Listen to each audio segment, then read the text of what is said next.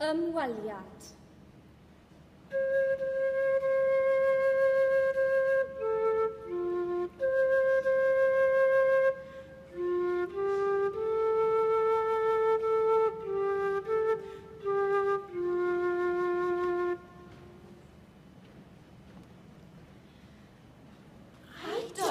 Dychwelu diepyd di blentyndod, wedi degawdau alltid.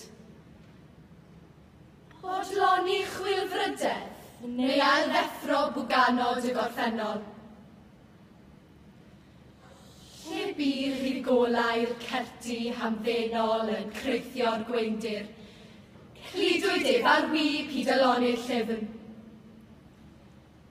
Dangoswyd iddo ryfeddodau'r maes tanio, lle roedd gwn, a thanc, a siel yn teyrnasu. Soniwyd am Dixie's Corner, Piccadilly, a Gallows Hill. Gwelai yntau. Gilfach yr haidd, blaen talar, a gwybedog yn ymgodi eilwaith o'r pentyrau mwsoglyd. Clywai eto sŵn chwerthu plant o chwaraelau Cilieni, a nodau emyn persain o gapel y babell.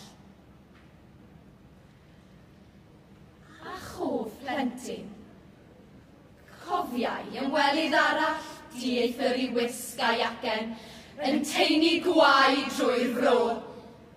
Beth oedd chwalu teulu a chymdeithas i hwn? Cofiau exodus y teuluoedd yn cilio o'r mynydd fel ffoaduriaid. Cymuned gyfan ar wasgar i'r pedwar gwynt. Diwreiddio ar ymrantiad breswylwyr oes yr unigeddau. Didio i diroedd anghynefin. Henwyr yn cefnu ar ei milltir sgwâr am byth.